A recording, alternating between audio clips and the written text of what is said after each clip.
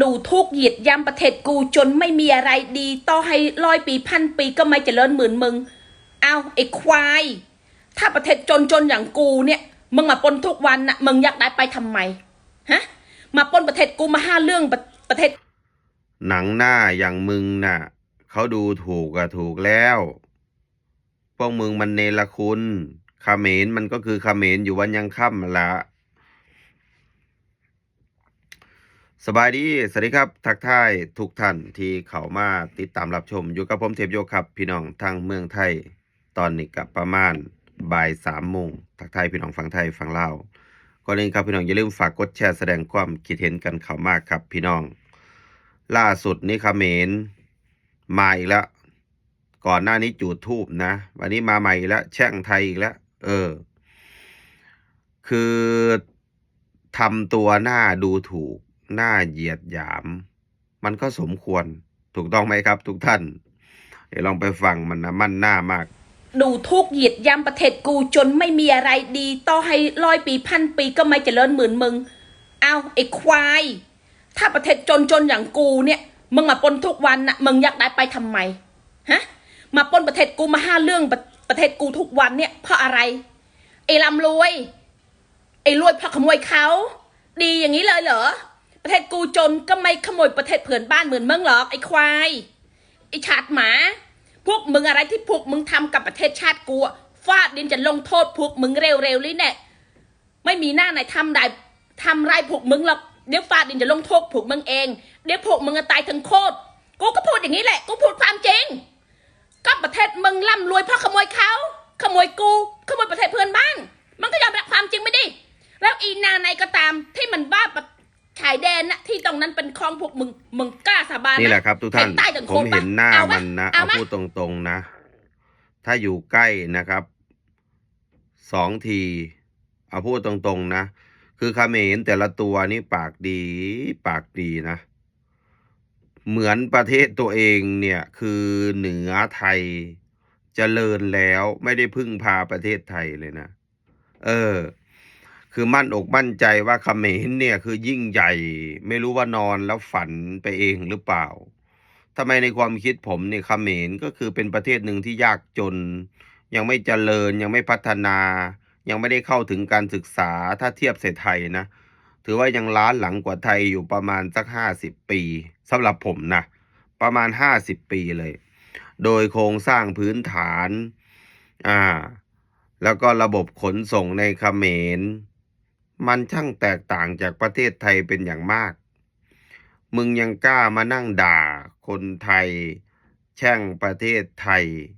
ประเทศมึงดีแล้วเหรอกูถามหน่อยประเทศมึงไม่ได้ดีเลยนะประเทศมึงขอทานมึงเข้าใจไหมครับว่าขอทานพม่าลาวเวียดนามที่เขาทำงานในประเทศไทยเนี่ยมึงเห็นเขาไปนั่งขอทานเหมือนพวกมึงอยู่ในประเทศไทยไหมเขารู้สึกอายเขามีศักดิ์ศรีแต่สันดานเขมรเหมือนพวกมึงไม่อายมึงเข้าใจไหม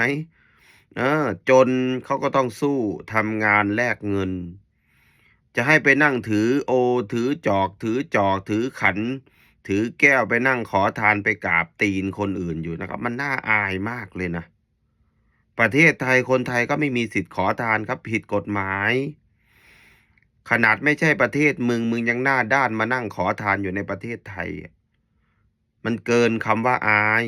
ประเทศมึงน่ะแล้วนะอ้างว่าตัวเองเป็นประเทศที่มีวัฒนธรรมเป็นประเทศที่ยิ่งใหญ่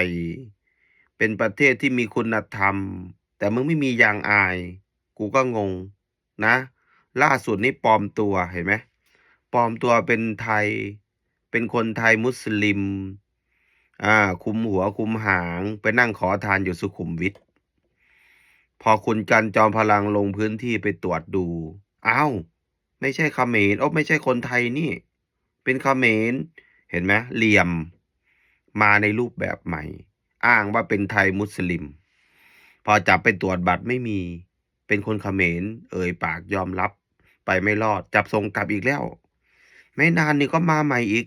เออก่อนที่มึงจะด่าวิจารณ์ไทยหรือใดๆก็แล้วแต่เนี่ยมึงดูคนในประเทศมึงแล้วก็ญาติมึง เ พื่อนร่วมชาติมึงที่อยู่ในประเทศไทยนั่งเฝ้าเสาตอหม้ออยู่ในแต่ละวันน่ะมึงกูว่ามึงนี่ไม่ค่อยได้ดูข่าวไทยหรือเปล่า หรือว่าเฮ้ยฮุนเซนนี่มันล้างสมองเลยคิดอะไรไม่ออก มานั่งด่าไทยนะกูนึกว่าประเทศ